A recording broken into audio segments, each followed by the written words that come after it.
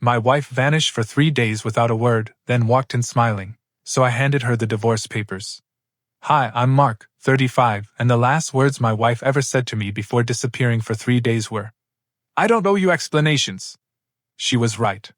So I gave her none when I handed her divorce papers, a private investigator's full report, and 23 high-resolution photos that told me everything her silence didn't. But let me rewind because I need to get this down while my hands are still shaking and my head's never been clearer. Monday morning started like every other Monday. She kissed me goodbye in the hallway, grabbed her travel mug, and said she'd stop by the store on the way home. Grocery list stuck on the fridge.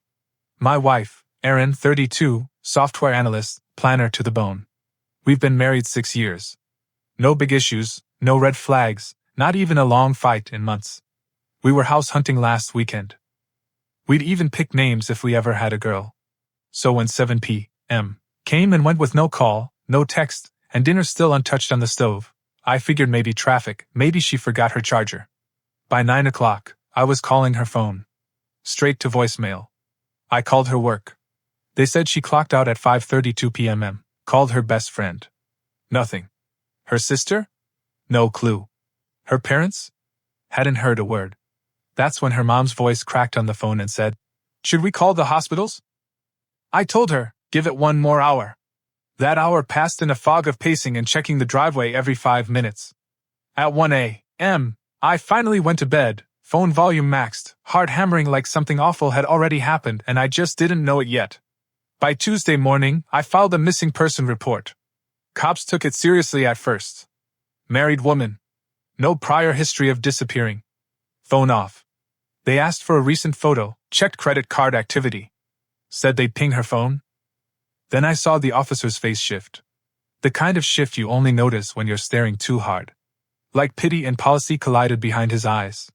"Sir," he said, "sometimes people just need space. Let's wait 48 hours before escalating." Code 4, they found her. She's not missing. Just doesn't want to be found. I left the station with nothing but a case number and a new kind of nausea sitting behind my ribs. By noon I called the PI. Got his name from a guy at work who went through something similar. Affair, heartbreak, whole 9 yards. The guy's name was Raymond. 62, ex-military, voice like gravel and old whiskey. I told him everything.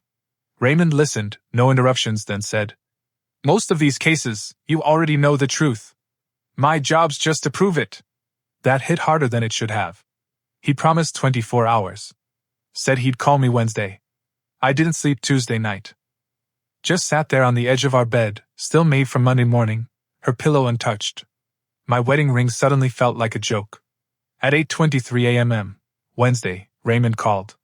"She's at the Westfield Hotel. Room 308. Checked in Monday night. She's not alone."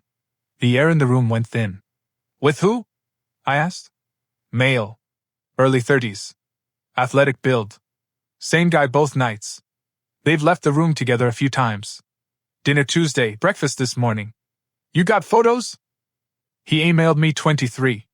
The first 10 were all the confirmation I needed. Erin laughing across a candlelit table.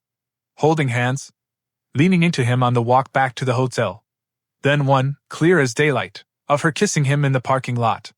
The last shot? Time-stamped Wednesday afternoon. Both of them in the hotel lobby, rolling luggage, hugging goodbye. She was heading home. And I was waiting. She walked in at 6:47 p.m., like she'd just gotten back from a yoga class. Not a scratch of guilt on her face. Set her purse down on the hallway bench, kicked off her shoes, and said, "Hey," like I hadn't spent the last 3 days thinking she was either dead or dismembered in a ditch. I was sitting at the kitchen table. 2 printed copies of the divorce paperwork. A manila folder with the PI's report. Photos clipped in order. I'd lined it all up like a court exhibit. "What's for dinner?" she asked, opening the fridge like nothing happened. "Where were you?" I said. She paused, grabbed a bottle of water, and turned to me like I was being difficult. "I needed space," she said. "For 3 days. Without telling me. Without telling anyone?" Her eyes sharpened. "I'm allowed to take time to myself, Mark. I don't need your permission to be a person." My stomach flipped. There it was. That tone. That rehearsed moral high ground that cheaters pull out when they're cornered. I filed a missing person report. She scoffed. God, you're so dramatic. Your mom's been calling hospitals. She thought you were dead.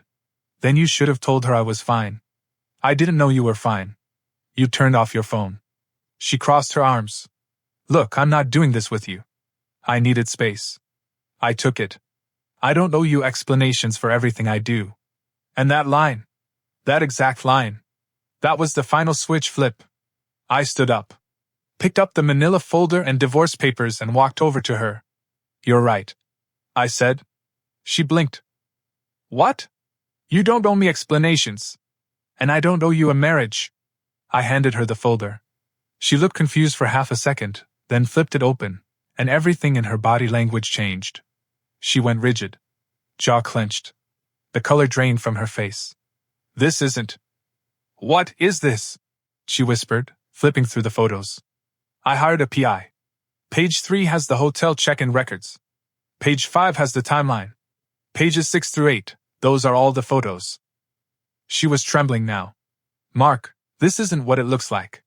Then you'll love the part where you explain it to a judge. Tears welled up instantly. The panic in her eyes finally caught up to the reality on the table. Please, Mark, it wasn't like that.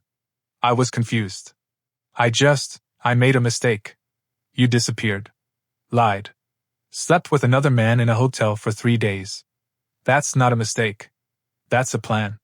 She reached for me. We can work through this. Please, baby, don't throw us away. I stepped back. You already did.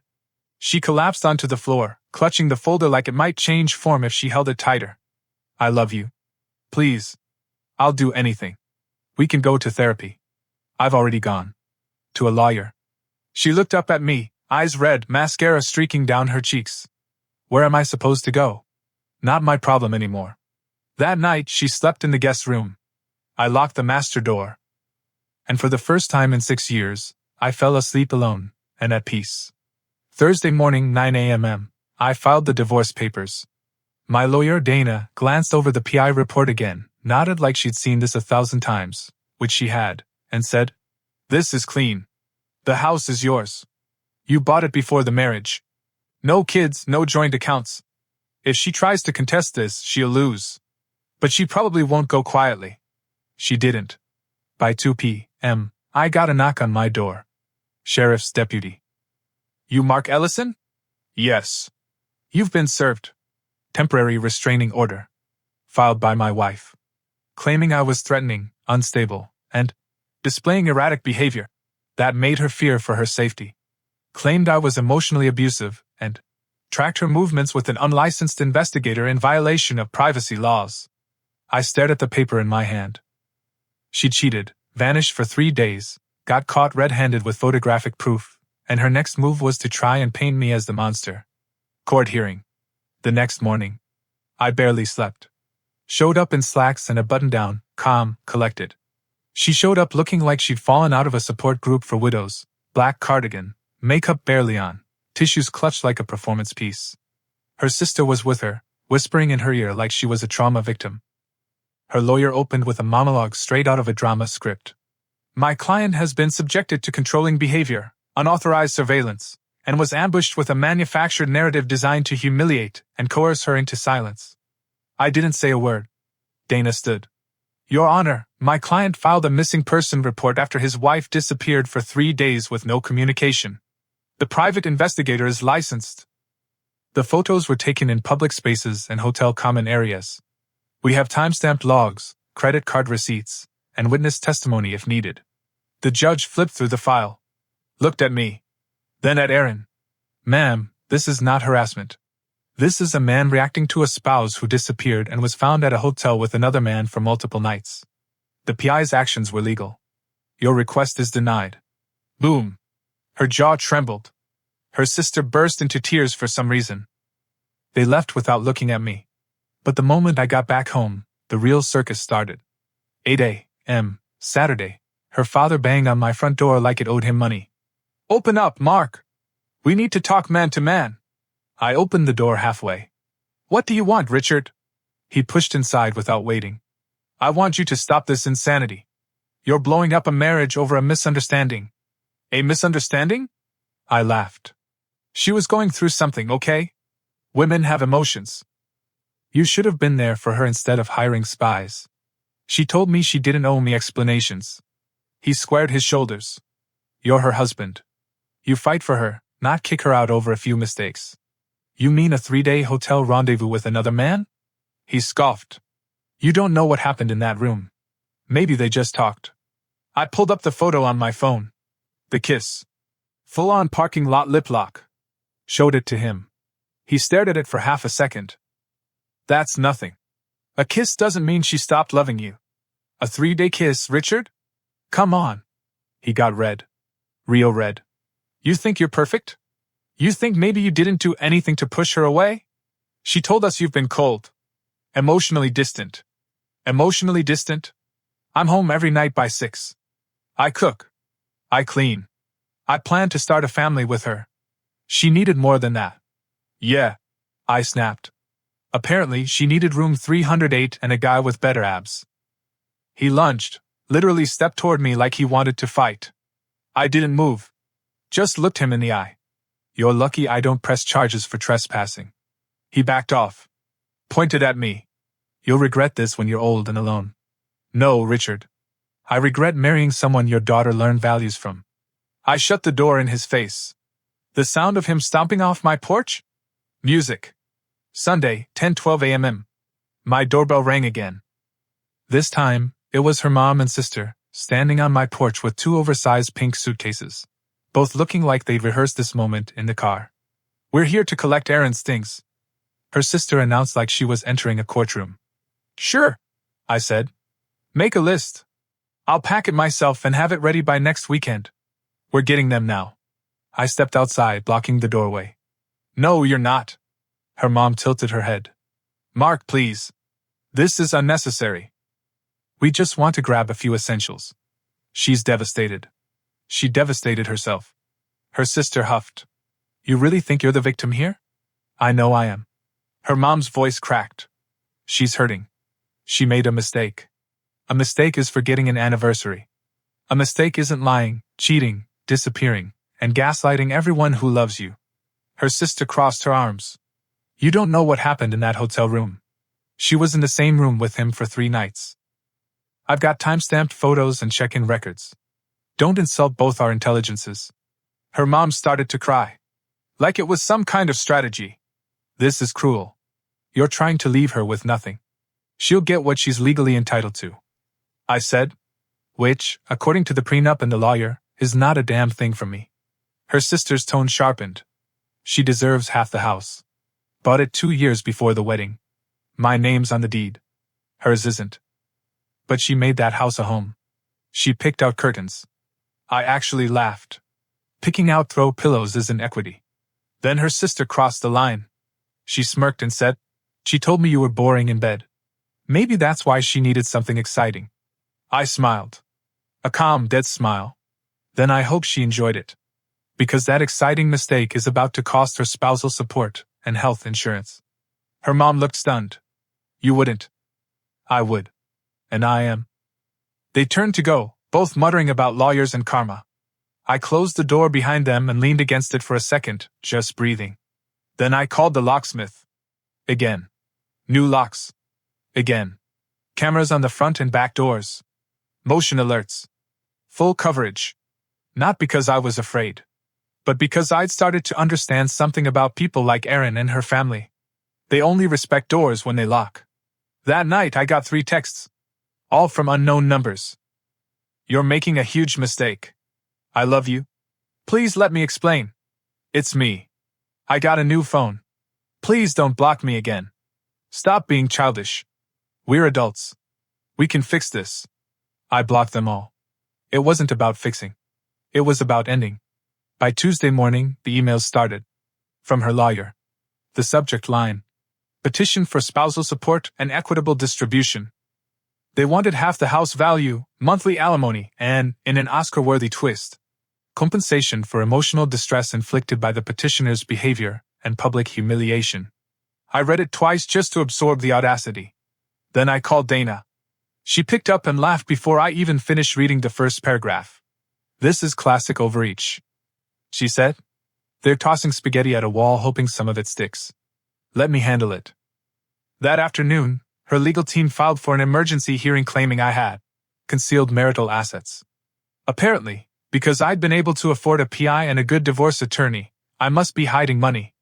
At the hearing, their lawyer did his best dramatic performance. My client believes Mr. Ellison has offshore accounts and unreported income. He's clearly funded this legal campaign from sources unknown. Dana handed over a neat little packet. Here's my client's personal savings account, opened 5 years before the marriage. The same account used to hire me and the PI. All funds pre-marriage. No joint access. No funny money. The judge raised an eyebrow. Counselor, do you have actual evidence of hidden assets, or are we just fishing? Silence. Then, no, Your Honor. Motion denied. Don't waste this court's time again. Back in the hallway, Dana turned to me and said, You're not just winning. You're steamrolling. Stay patient. I was trying. But that patience got tested again when she showed up at my office. Unannounced. I was walking back from a meeting, coffee in one hand, laptop under my arm, and there she was. Erin. Standing outside the building like something out of a bad indie film. She looked different. Pale. Frazzled. Like drama had finally started catching up to her soul. Can we talk? She asked. I kept walking. No. She followed. Please. Just 5 minutes. No. I don't want to fight. I just want you to see my side.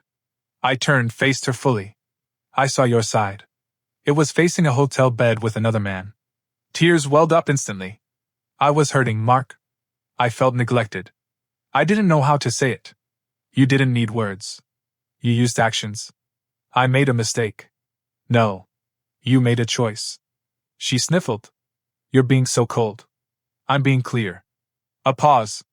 Then she whispered, I still love you. I didn't even blink. You loved 308 more.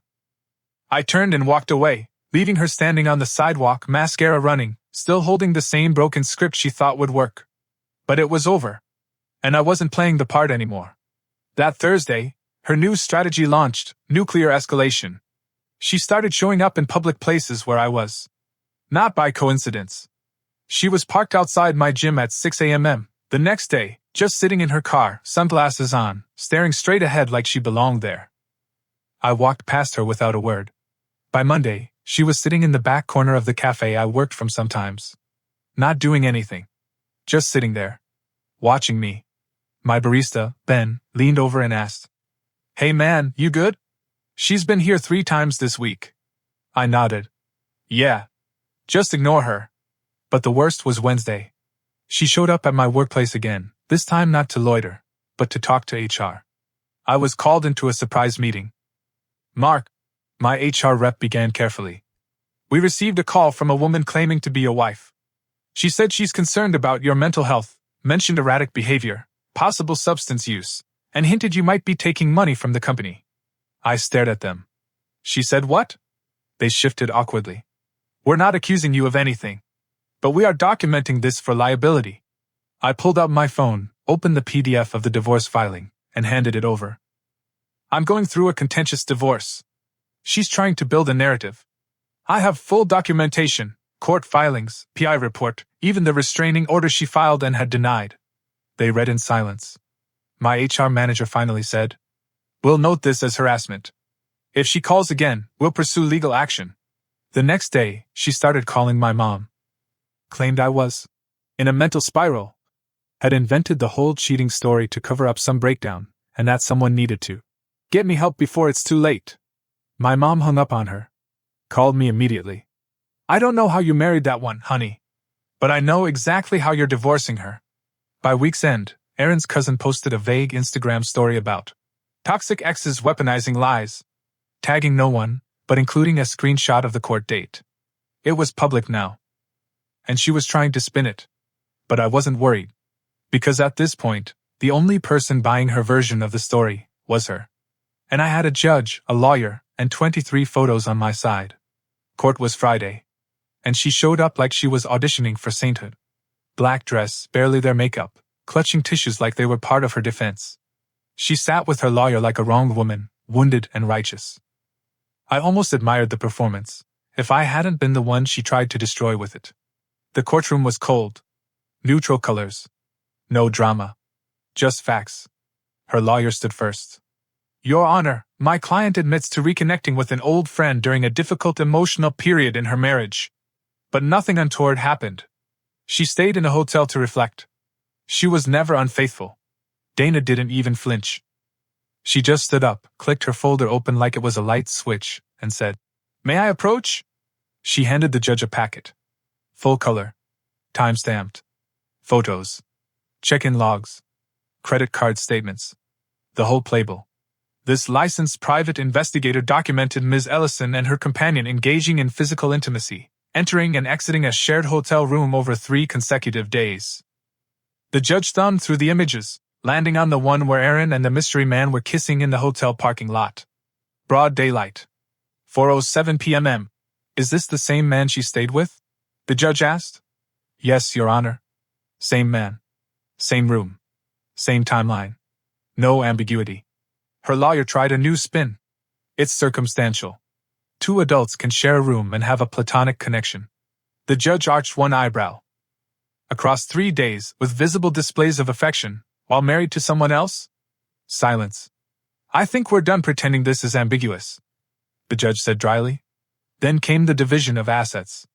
Her lawyer wanted 50% equity in the house, $3,000 per month spousal support for 5 years, half my retirement, her car, which I helped buy and is under both our names. Dana countered. The house is mine. Bought before the marriage. Spousal support? Maybe. But not like that. Retirement? All accounts are separate. She can keep the car, sure, but she's responsible for her own payments. The judge listened, reviewed the prenup, then made his ruling. House, 100% mine. Car, hers, but she pays the $8,000 still owed. Retirement, untouched.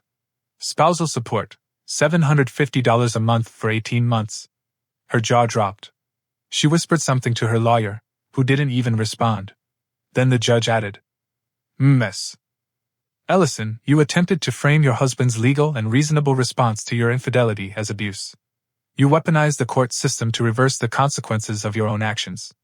This court does not reward that behavior. He banged the gavel. It was over. Almost. Outside the courthouse, her mother was waiting. The second she saw me, she screamed loud enough to turn heads. You're a monster. You destroyed our family. You ruined her life. I walked right past her. Didn't break stride. Didn't break eye contact. Didn't need to. Because for once in my life, I didn't need to prove I was right. I had the ruling.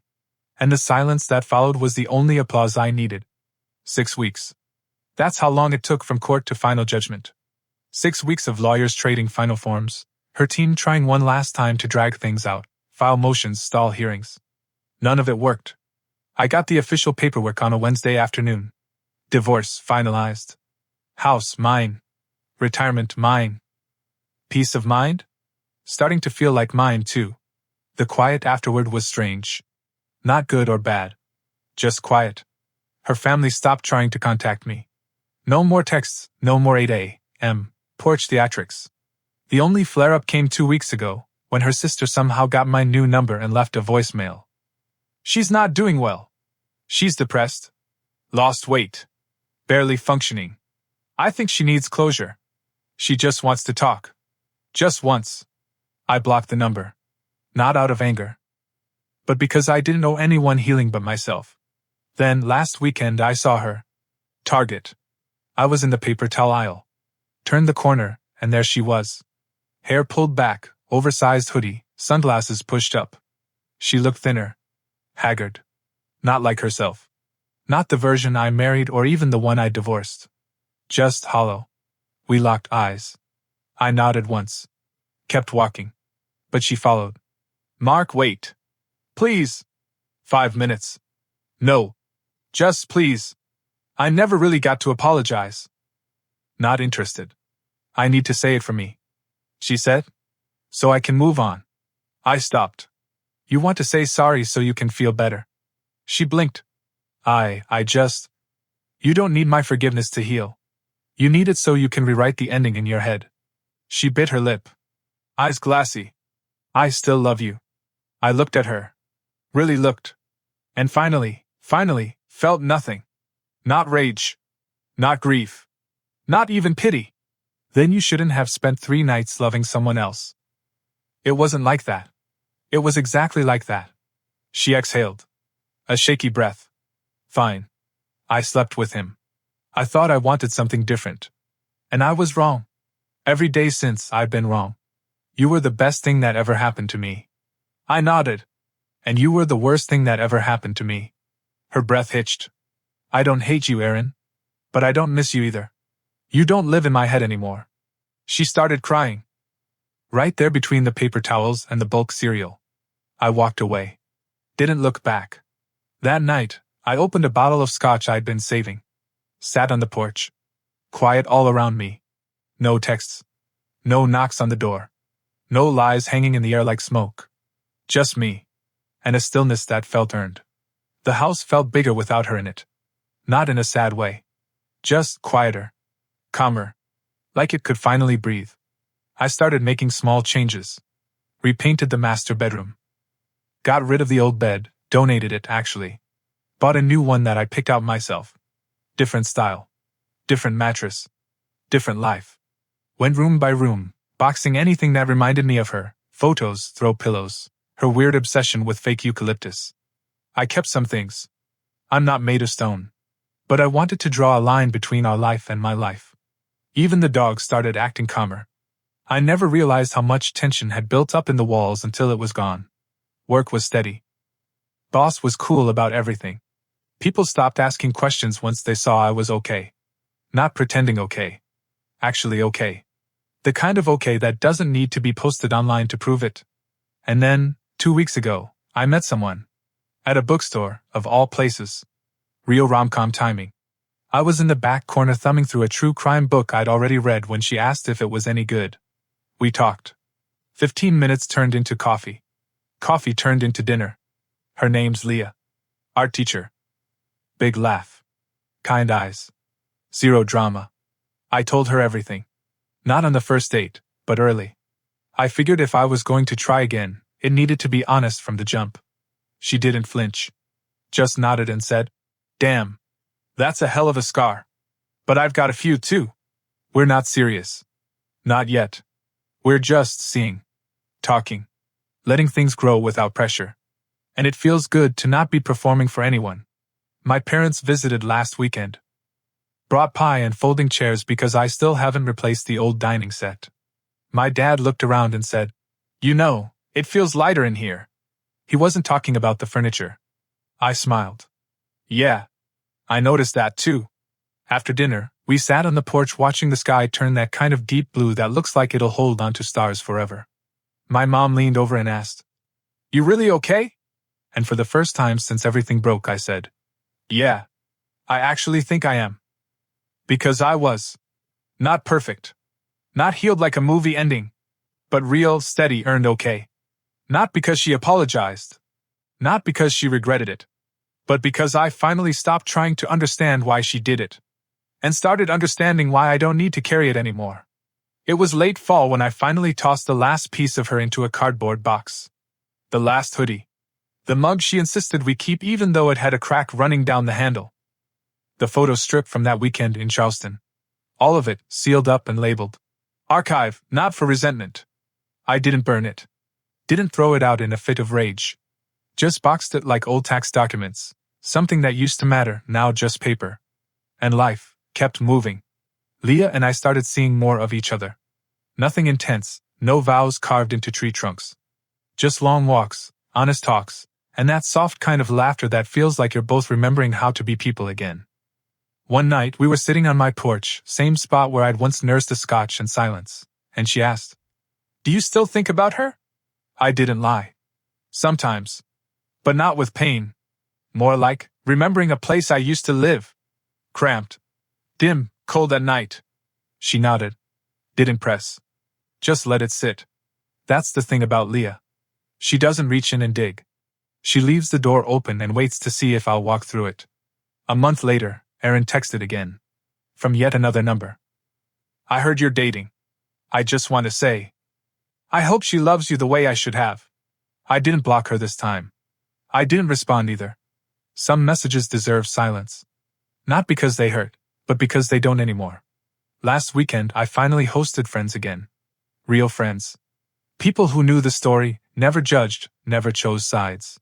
We grilled steaks, drank too much, and someone brought up the hotel thing like it was a war story. You know, my buddy Paul said.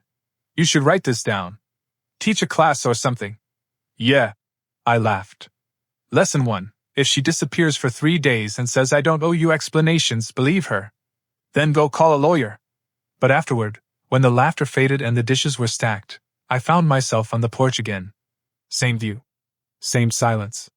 But this time, I wasn't waiting for anything. Not for a car to pull into the driveway. Not for a text. Not for closure. I already had it. It wasn't in the judge's gavel, or the PI's photos, or the lawyer's letterhead. It was in the stillness. In the quiet I'd rebuilt with my own 2 hands. She wanted space. She got it. And I got something better. My life back. A week after that last text, I got a letter in the mail. Handwritten.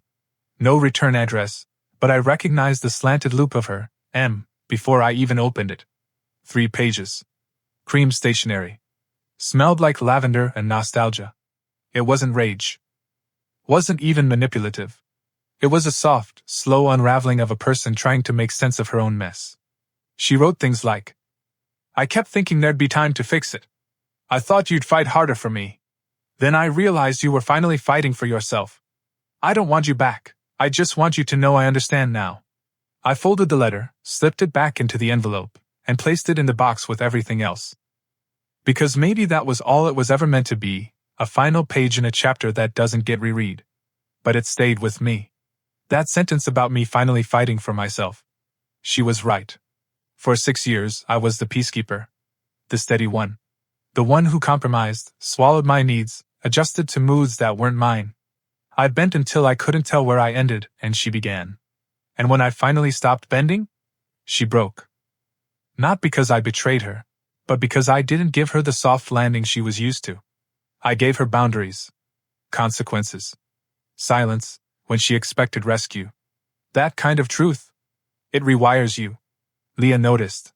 One night, as we were walking back from dinner, she said, You move like someone who's done being quiet. I smiled. I think I finally like the sound of my own feet on the ground. There's no ribbon on this story. No triumph montage. Just the quiet kind of healing. The kind you don't post about. The kind that looks like falling asleep without checking the locks 5 times. That sounds like laughter that doesn't flinch. That feels like waking up and not scanning your text for damage. Sometimes, the win isn't love. It's clarity. And I've got more of that than I know what to do with. I saw her again.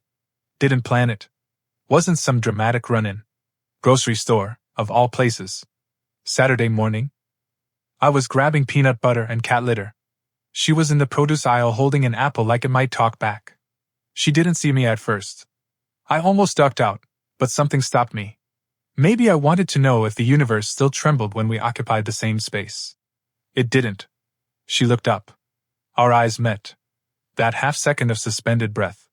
Then she gave a small, brittle smile. Like she was afraid even that might shatter. Hi, she said softly. I nodded. Hey. No war. No drama. Just 2 ghosts crossing on neutral ground. How've you been? She asked. Good. Solid. You? A shrug. Trying. I could tell. The exhaustion in her shoulders wasn't physical, it was emotional. She looked like someone dragging their past behind them, hoping it didn't catch up. She glanced at my basket. You still get crunchy peanut butter? Always. She smiled. A real one this time. Small. Tired. Familiar. Then she reached into her bag and pulled out a folded piece of paper. I didn't know if I'd see you again. I carry this just in case.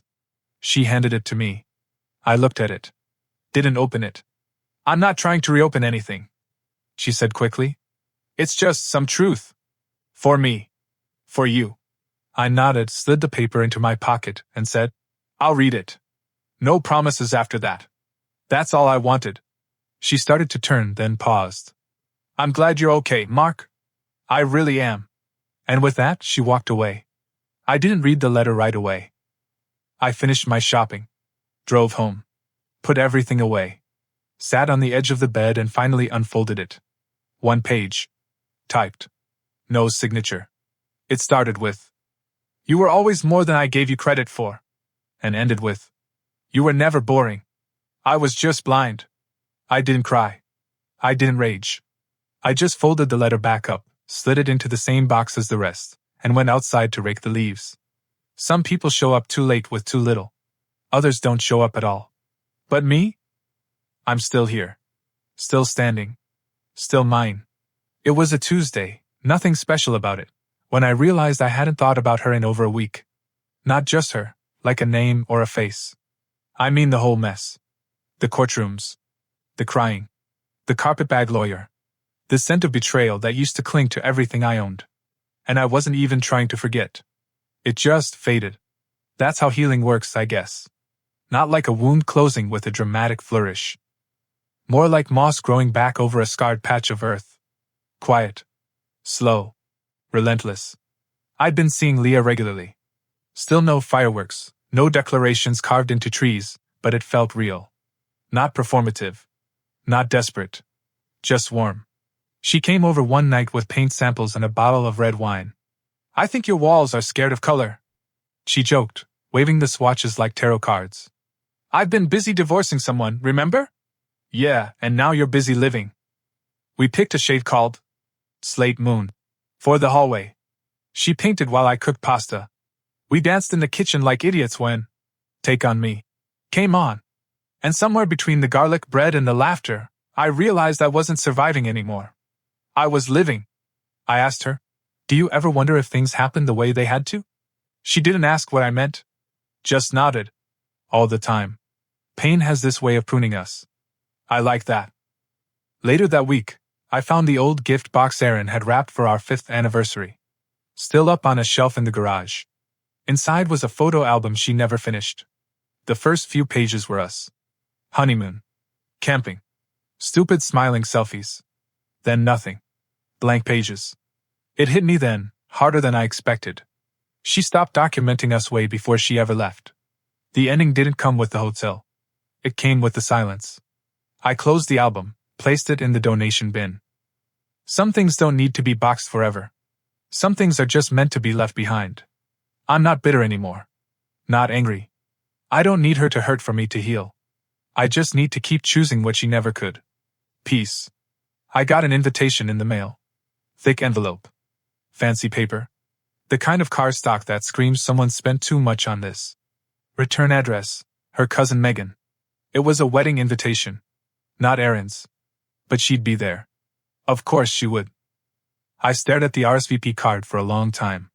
Not because I was torn about going, I wasn't, but because I realized something kind of sad, kind of liberating. I wasn't afraid of seeing her anymore. A year ago, I couldn't imagine walking into a room she was in without my heart kicking like a faulty transmission. Now it just felt like attending a screening of a film I'd already seen 10 times. I knew the ending. Knew the twist. Knew the villain wasn't just a person, it was a pattern. Still, I checked declines with regrets, dropped it in the mailbox, and went on with my day. Leah and I took a short trip that weekend. Nothing fancy, just a cabin, some hiking, no cell service. And on Saturday night, wrapped in flannel and half a bottle of whiskey, I told her everything about the invitation. "I thought about going," I admitted. "Why?" "Curiosity, maybe. Or just to prove I could." She nodded. Didn't judge. Just asked. "And what did not going prove?" "That I didn't need to. That I didn't owe anyone performance healing. I didn't need to show up looking good just to twist the knife. I didn't need to be seen as the one who won. I already knew I did." Erin ended up emailing me that weekend. Subject line closure. "The body was short. I heard you were invited. I'm glad you didn't come. I don't think I could have handled it. I just wanted to say thank you. For how you left things. For not ruining me, even though I deserved it. I'm not asking for anything. I just wanted you to know you were the better person. You always were." I read it once. Didn't respond. Because some things, when truly closed, don't need a reply. That night, Leah asked me what I was thinking. And I said, I don't feel haunted anymore. She smiled, curled into me, and said, good. Because ghosts don't get to sleep in our bed. 3 weeks later, I ran into the guy. That guy. Room 308. Hair shorter now. Same jawline. Same dumb smugness in his walk. It was the gas station down the street. I was filling up my truck. He pulled up on the other side of the pump, didn't even notice me at first, until I stepped inside to pay and he caught my eye through the glass. His face froze. Like a kid who realizes the substitute teacher used to be a Marine. I didn't say anything. Just paid for my gas, a coffee, and walked out calm, steady, grounded. But of course, he followed. Hey, he called out. I didn't stop. Mark, hey man. Wait up. I turned slow. He was trying for friendly. That careful, casual confidence cheaters wrap themselves in. Like if they act calm enough, the past rewrites itself. I just wanted to say. He trailed off, scratching the back of his neck. I didn't know. At first. I just looked at him. Not angry. Not curious. Just waiting. She said you two were basically done? That it was complicated. That you weren't sleeping together. I swear I wouldn't have, if I knew. She tell you she was married? He hesitated. Yeah. But complicated, right? He gave a weak smile. Yeah. Silence. He shifted. I didn't come here to fight, man. I don't know. I thought maybe you'd want to hear it wasn't personal. I sipped my coffee. You spent 3 nights in a hotel room with someone else's wife. That's about as personal as it gets. He opened his mouth, then closed it again. She told me later, he said quietly. After the photos. After the court stuff. That she ruined the best thing she ever had. I raised an eyebrow. And you came here today for what? Forgiveness? No. Just to clear the air, I guess. I stepped closer. Not threatening. Just deliberate. Here's the air. You helped her blow up a marriage, then disappeared when it got messy. You owe me nothing. I owe you even less. I turned and walked back to my truck. He didn't follow. Didn't call out again. I think he expected me to yell. To throw a punch. To react like the movie version of a betrayed husband. But I'm not in a movie. I'm in a life I've rebuilt. And people like him? They're just cameos in the credits. The next big shift came quietly. No dramatic email. No doorstep speech. Just a small moment, almost forgettable, until it wasn't. Leah and I were making dinner. She was chopping garlic. I was burning chicken because apparently multitasking is still not my strong suit. Music playing low, window cracked, the kind of night that doesn't try to impress you. It just is. And she said out of nowhere, I don't feel like I have to earn my place here.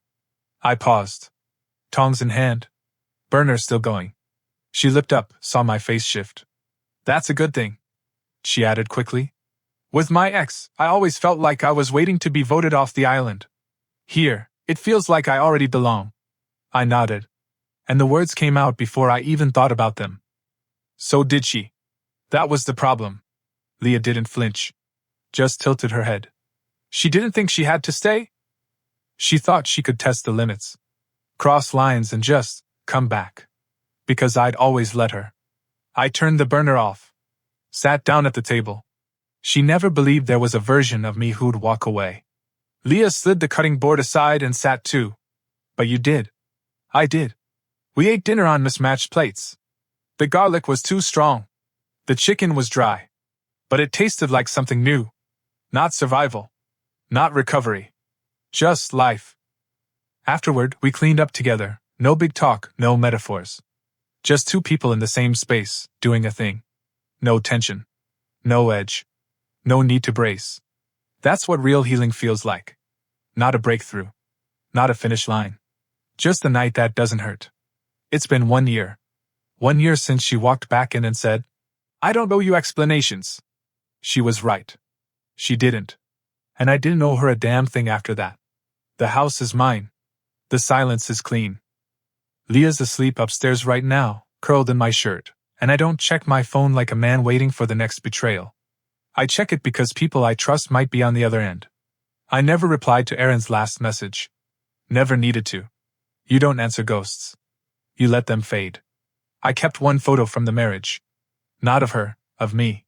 At our wedding, standing alone, tie half crooked, smile honest.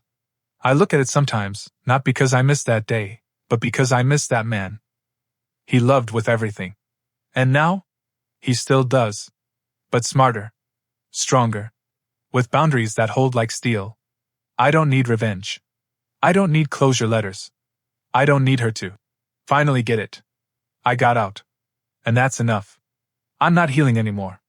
I'm healed. And I'm home.